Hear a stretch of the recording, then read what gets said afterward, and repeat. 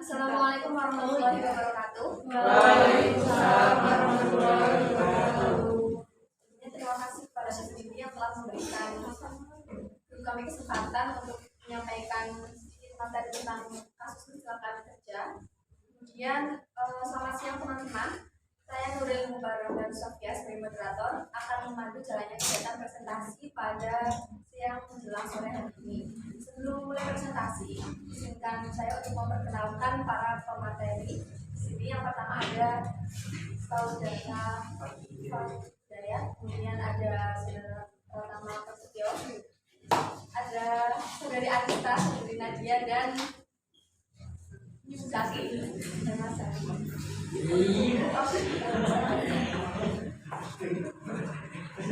Baik. Sebelum kami masuk ke dalam sesi presentasi, mungkin teman-teman bisa menyimak sebentar video yang akan kami tayangkan di layar.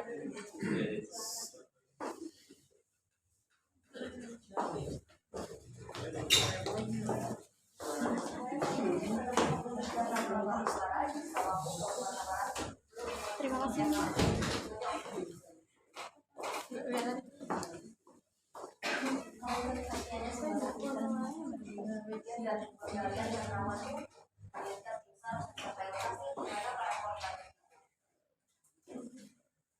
Bisa teman terus berupaya mengevaluasi tempat kerja tambang PT Dasar Sarana Arang Sejati di kawasan Galuh Cikat Kota Sawalunto, Sumatera Barat. 6 tim dari pekerja tambang turut dan memastikan jalur menuju lokasi di mana 4 pekerja diperkirakan tertimbun. Namun proses pembersihan jalur terkendala karena masih ada gas di dalam lubang sekitar 1 hingga 2 meter. Tim juga terkendala karena oksigen dan risiko kelumpuhan susulan sisa dan ekor.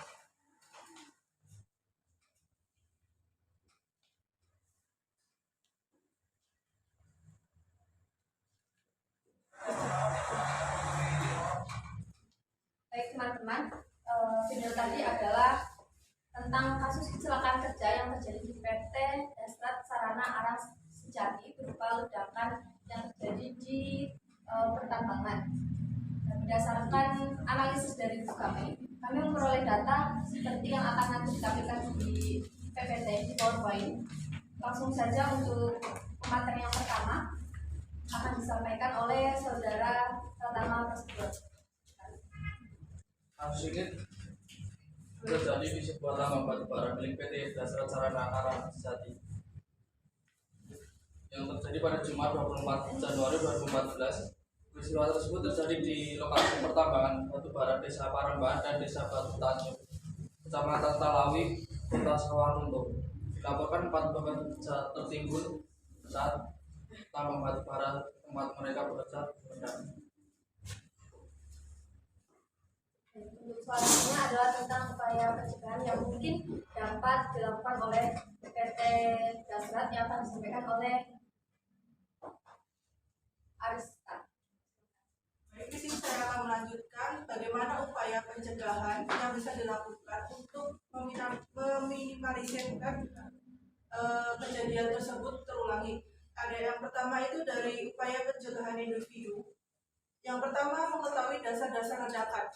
Sebelum masuk ke perusahaan tersebut, yang pasti ada training yang mana mengajarkan dasar-dasar ledakan atau antisipasi bencana yang akan terjadi di perusahaan tersebut. Yang kedua adalah menggunakan APD secara lengkap. Ketiga, selalu berhati-hati dan memperhatikan sekitar. Dan ada ketua tim harus lebih teliti dan cermat terhadap anggotanya. Sedangkan dari perusahaan, upaya pencegahannya yang bisa dilakukan yaitu pengontrolan sumber api penyebab kebakaran dan ledakan, lokalisasi penambangan dengan penebaran debu, pengaliran air ke lokasi potensi ledakan dan kebakaran, pemisahan rute atau jalur, dan tingkat penerangan yang cukup harus dibenahi. Terima kasih kepada Saudara Arista. Kemudian untuk solusi lain atau solusi alternatif akan disampaikan oleh atau Fatih. Alternatif solusi semua pihak yang terlibat dalam kegiatan penambangan bawah tanah lebih memperhatikan sisi teknis pengoperasian tambang bawah tanah, mengikuti kaidah-kaidah penambangan yang baik dan benar, juga berupaya terus meningkatkan standar kerja di tempat masing-masing.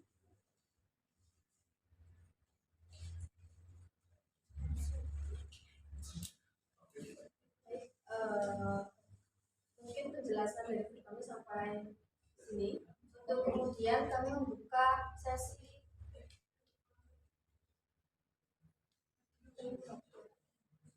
mohon maaf karena ada kesalahan teknis. Ada beberapa slide, ada satu slide yang belum tersampaikan. Mohon maaf sekali. Untuk selanjutnya adalah penyampaian tentang penyebab ledakan oleh saudari Nadia Erwati. Oke, saya akan menjelaskan tentang penyebab ledakan. Penyebab ledakan tersebut terjadi dua macam. Yang pertama yaitu human error, yaitu ledakan kurator. Mereka melakukan perbaikan blower di dalam terowongan tersebut. Ada pekerja yang lupa mematikan arus listrik, jadi terjadi ledakan dalam terowongan tersebut. Yang kedua yaitu pekerja tidak menggunakan APD lengkap. APD itu alat pelindung diri. Yang ketiga yaitu keluar timnya kurang peka terhadap keadaan sekitar. Yang kedua yaitu ada environment. Yang pertama, tanah mengandung gas metana sehingga dapat memicu ledakan dan percikan api yang menyebabkan tanah sekitar berguguran dan menghambat proses evakuasi. Yang kedua yaitu ada blower, meledak karena adanya gas metana yang melewati ambang batas. Baik, untuk sesi selanjutnya adalah sesi tanya jawab. Kami membuka satu camping dengan 3 orang penanya. Silakan.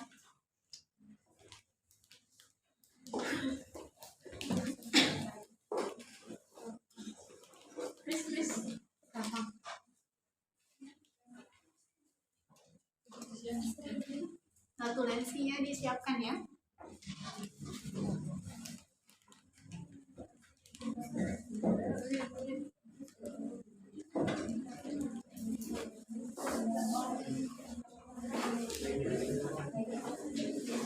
Baik, untuk penanya pertama tadi dari saudari Hani. Persilahkan. Sebelumnya perkenalkan, nama saya Nur Alifah, nomor absen 8. Saya ingin bertanya ke kelompok 1. Tadi di PT Dasrat Sarana Aman Sejati itu terjadi ledakan karena salah satunya itu ada K3 yang kurang berjalan dengan baik. Nah, saya ingin mengetahui K3 yang berjalan di PT itu seperti apa? Pertanyaan akan kami tampung terlebih dahulu.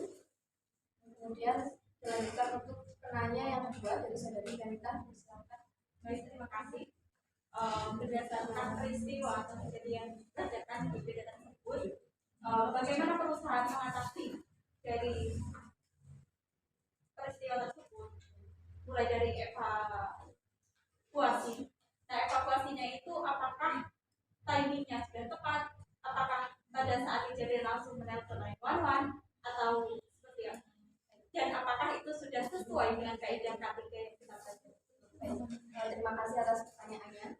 Pertanyaan akan kami tampung terlebih dahulu ya. Kemudian untuk pertanyaan ketiga dari saudara Ida, silakan. Pertanyaan untuk korban, apakah korban memakai APD, dan lalu apa yang terjadi pada korban, lalu bagaimana prosedur seharusnya dari PT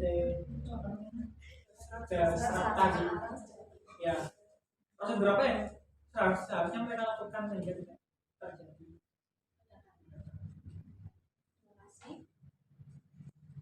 Kami meminta waktu kurang lebih 10 menit untuk mendiskusikan jawabannya. Jangan 10 menit Nuril, kelamaan. 1 menit. Mengingat kita ini udah 14.27. 1 menit aja ya. 14.28. 60 detik udah cukup tuh Nuril, kayak Master Chef aja 1 menit bisa masak.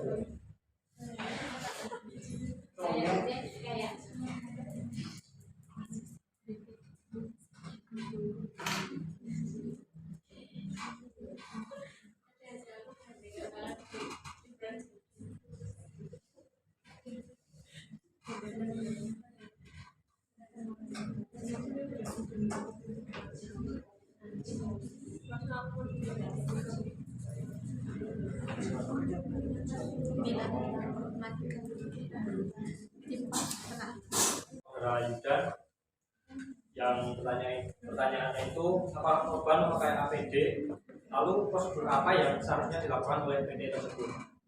Pada kejadian ledakan ini, korban di PT tersebut tidak menggunakan APD karena mungkin adanya kelalaian atau kecerobohan pada korban tersebut.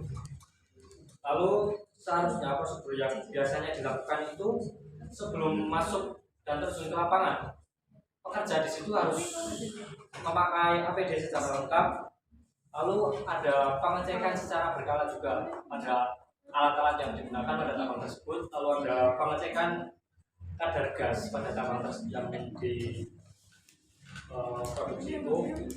Lalu yang terakhir itu kan tadi ini kasusnya ada juga perbaikan blower. Nah itu seharusnya perbaikan blower itu dilakukan di luar tambang. Mungkin itu karena adanya desakan atau apa, jadi pepet. Lalu yang terjadi pada korban sekarang? Itu ada 3 mengalami luka atau apa itu, terus 1 meninggal. Itu udah pakai ambil semua? Ya.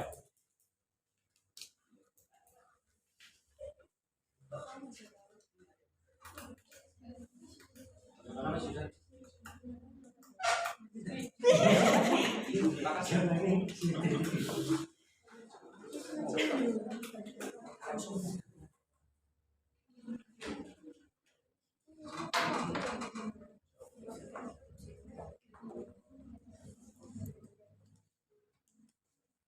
Saya akan coba menjawab pertanyaan dari Vionita yang tadi, apakah saat kejadian itu langsung menelpon telepon darurat atau tidak.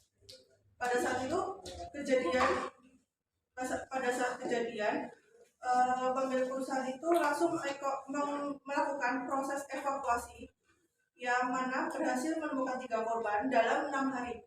Kenapa dalam 6 hari? Mungkin saat terjadi ledakan kan ada yang terlempar ke sana, terus ledakan itu kan juga kencang, terus mungkin pasir-pasirnya tertimbun, terus untuk mengevakuasinya itu kan membutuhkan usaha yang lebih. Maka setelah kejadian, tim balai pendidikan dan pelatihan tambang tanah telah pula memberikan pendampingan dari sisi teknis evakuasi. Jadi selain terjun langsung untuk mengevakuasi para korban, itu juga memberikan sisi teknis evakuasi yang mana itu untuk meningkatkan waspada kita kalau ada ledakan lagi. Oh, berarti pas kejadian itu kan di sana pasti ada pekerja lain.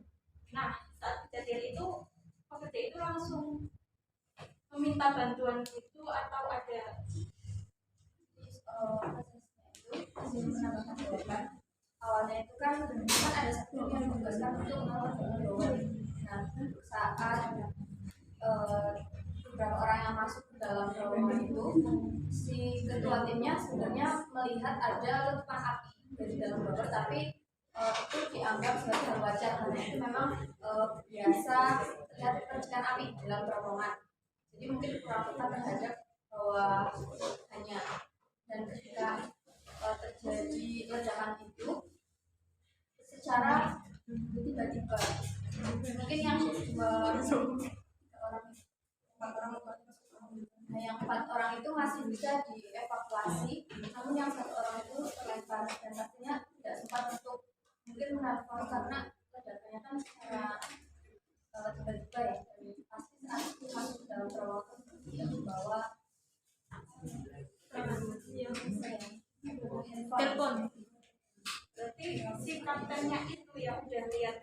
ditinggalkan dan dia tidak memberi warning kepada Ya, jadi memang kurang peka.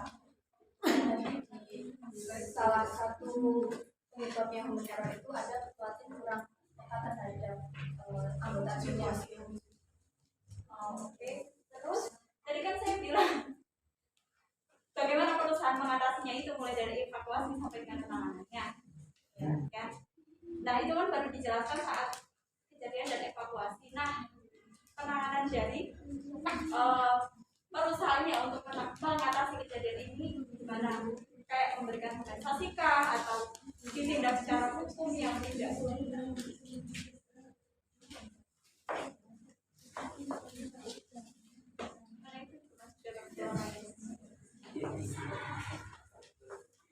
Mungkin dengan kejadian tersebut perusahaan juga bakal evaluasi diri dengan lebih memperhatikan keadaan sekitar dan peka terhadap anggotanya, juga mengontrol situasi itu secara berkala, apakah itu ada kejadian yang abnormal atau tidak, dan juga memisahkan rute atau jalur saat pekerjaan itu dilakukan tidak dilakukan secara bersamaan.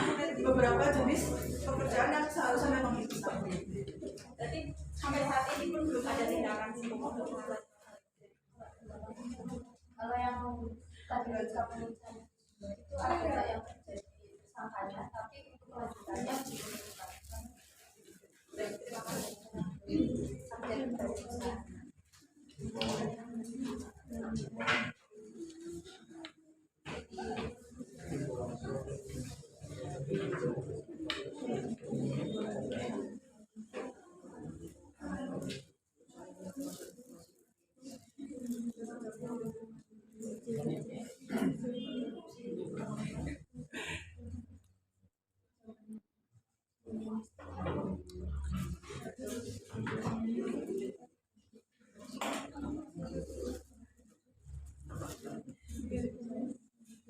Izin menjawabnya yang menjadi pertanyaan pertama tadi, bagaimana K3 itu berjalan di perusahaan itu sendiri. Dari data penelusuran kami di Google yang hanya satu-satu akses kita untuk mengetahui informasi PT tersebut tidak menjabarkan bagaimana K3 itu berjalan. Mungkin itu menjadi suatu rahasia dari perusahaan tersebut karena memang itu sebuah informasi yang mengetahui itu hanya karyawan dan partner-partnernya saja mungkin. Baik, terima kasih jawaban. Sedikit tambahan jawaban. Jadi dalam peraturan standar K3 untuk pertambangan batubara, pertambangan minyak, dan lain sebagainya itu memang sudah ada standarnya sendiri yang sudah ditetapkan. Jadi untuk seperti apa itu memang sangat baik sekali. Salah satunya yang kami sedang menggunakan APD, kemudian mempersiapkan juga dapat digunakan untuk meminimalisir ledakan yang terjadi. Izin menambah, kalau perusahaan yang bergerak di bidang pertambangan atau itu dan kawan-kawannya itu kan sudah memiliki standar K3 yang sudah ada standarnya. Nah, itu misalnya penggunaan APD berarti perusahaan tersebut tidak menjalankan K3-nya itu dengan baik. Itu yang masih perlu ditanyakan dari PT Pertambangan. Terima kasih jawabannya.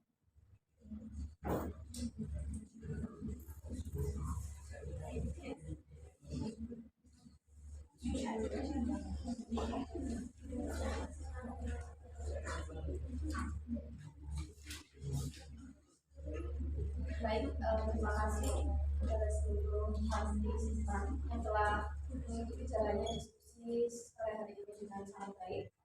Jadi kesimpulannya perusahaan ini memiliki potensi berkembang yang sangat besar karena di bidang pertambangan dan apabila SD sumber daya manusianya berkualitas dan memiliki kinerja yang baik, tapi dengan dengan fasilitas dan juga ditunjang dengan fasilitas dan penerapan atau sistem standar K3 dan ISO yang baik akan memotivasi karyawan untuk melakukan pekerjaannya dengan baik dan juga lebih produktif. Jadi sebenarnya perusahaan dapat berkembang juga karena kualitas sumber daya manusia. Terima kasih. apabila ada kesalahan dan mohon maaf yang sebesar-besarnya. Assalamualaikum warahmatullahi wabarakatuh.